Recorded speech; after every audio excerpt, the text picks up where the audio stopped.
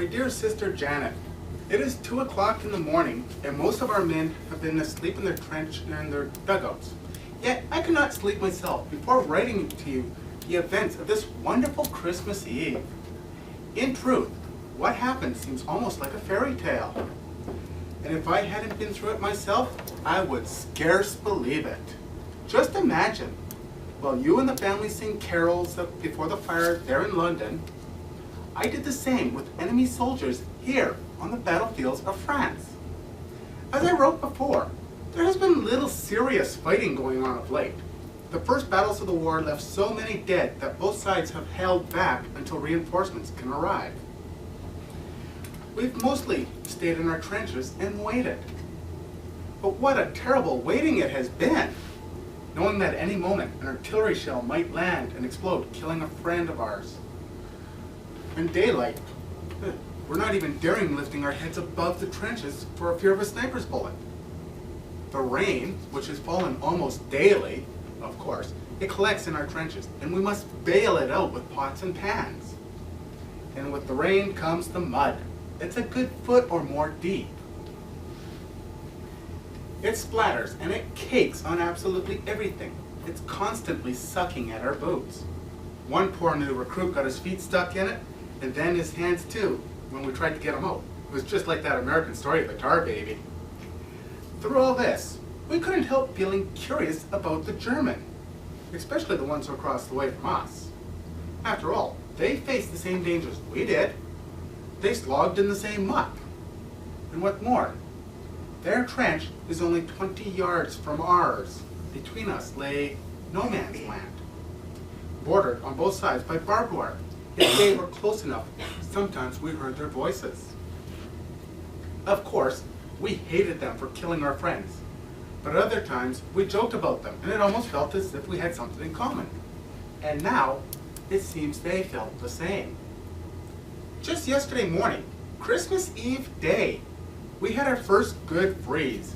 Cold as we were, we welcomed it. It meant the mud froze solid. Everything had that nice frost white tinge to it. And the bright sun shone all over the place. It was perfect Christmas weather. During the day, there was hardly any shelling or rifle fire from either side. And as darkness fell on Christmas Eve, the shooting stopped completely. Our first complete silence in months. We hoped it might be a promise of a peaceful holiday, but we didn't count on it. We'd been told the Germans might attack and try to take us off guard. I went to the dugout to rest, and lying on my cot, I must have drifted asleep. All at once, my friend John was shaking me awake.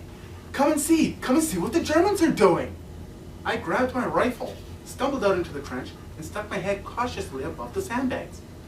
I never hoped to see a stranger and more lovely sight.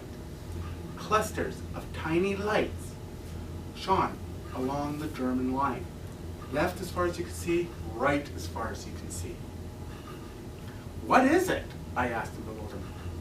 John answered me, "They're Christmas trees." And so it was. The Germans had placed Christmas trees in front of their trenches, lit by candle and lanterns, like a beacon of goodwill. And then we heard their voices rise in song. "Stille Nacht, Heilige Nacht." This carol might not be familiar to us in Britain, but John knew it and translated. Silent night, holy night. I've never heard one lovelier or more meaningful in that quiet, clear night. Its dark softened by a first quarter moon. When the song finished, the men in our trenches applauded. Yes, British soldiers applauding the Germans. Then one of our men started singing, and we all joined in. The first Noel, the angels did say. In truth, we sounded not nearly as good as the Germans, with their fine harmonies, but they responded with enthusiastic applause of their own, and then began another, "O Tannenbaum, O Tannenbaum," to which we replied, "O come all ye faithful." But this time, they joined in, but singing the same words in Latin, "Adaste Fideles." British and German soldiers across no man's land I would have thought nothing could be more amazing. But what came next was more so. "English, come over!" one of them shouted. "You no shoot, we no shoot." There, in the trenches, we looked at each other in amazement. Then one of us shouted jokingly, "You come over here!" To our astonishment, we saw two figures climb above the trench, hand their barbed wire, and proceed across no man's land unprotected towards our trenches. One of them called, "Send officer to talk." I saw one of our men lift his rifle to the ready, and no doubt others did the same. But the captain called out, "Hold your fire." He climbed out and went to meet the Germans halfway. We heard them talking, and then a few minutes later, the captain came back with a German cigar in his mouth. "We've agreed there will be no shooting before midnight tomorrow," he announced. "But sentries are to remain on duty, and the rest of you stay alert." Across the way, we could make out groups of 2 or 3 men starting out of the trenches and coming towards us. Then some of us were climbing out too. And in minutes, there were all of us in no man's land, over 100 soldiers and officers of each side, shaking hands with those we've just been trying to kill hours before. Before long, a bonfire was lit, and we all,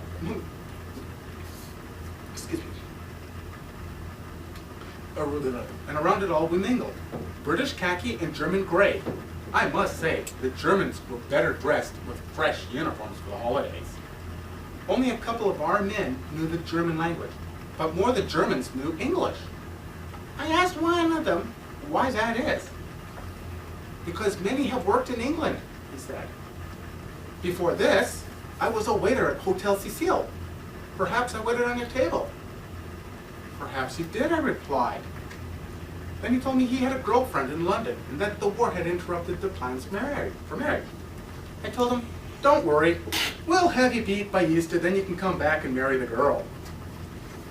He laughed at that, and then he said if I asked if I'd sent her a postcard he'd give me later, and I promised him that I would. Another German had been a porter at Victoria Station. He showed me a picture of his family back in Munich. His eldest sister was so lovely. I said I should like to meet her someday. He beamed and said that he would like that very much, and gave me his family's address. Even those who could not converse still exchanged gifts. Our cigarettes for their cigars, our teas for their coffees, our corned beef for their sausage, badges and buttons from uniforms switched owners. And then one of our lucky lads walked off with that infamous spiked helmet. I myself traded a jackknife for a leather equipment belt. This will be a fine souvenir to show when I get home. Newspapers, too, changed hands. The Germans howled with laughter at ours. They assured us that France was finished and Russia was nearly beaten, too. We told them that was nonsense, and one of them said, "Well, you believe your newspapers, we'll believe ours." Clearly, they are lied to. Yet, after meeting these men, I wonder how truthful our own newspapers have been. These are not the savage barbarians we've read so much about. These are men with homes, families, hopes, fears, principles, and yes, love of country. In other words, these men are like ourselves. Why were we led to believe otherwise? As it grew late, a few more songs were traded around the fire, then all joined in for, and I'm not lying to you, Auld Lang Syne. Then we parted with promises to meet again tomorrow, and even some talk of a football match. I was just starting back to the trenches when an older German clutched my arm. "My God," he said, "why cannot we have peace and all go home?" I told him gently, "That you must ask your emperor." He looked at me searchingly. "Perhaps, my friend, but we must also ask our hearts." And so, dear sister, tell me, has there ever been such a Christmas Eve in all history? And what does it mean, this impossible befriending of enemies? Those soldiers may be, for the fighting here, of course, it means regrettably little. Decent fellows these soldiers may be, but they follow orders, and we do the same. Besides, we are here to stop their army, and send it home, and never could we shirk our duty. Still, one cannot help imagine what would happen if the spirit shown here was caught on by the nations of the world. Of course, disputes must always arise. But what if our leaders were to offer well wishes in places of warnings, songs in place of slurs, presents in places of reprisals? Would not all war end at once? All nations say they want peace. Yet, on this Christmas morning, I wonder, do we want it good enough? Your loving brother, Mom.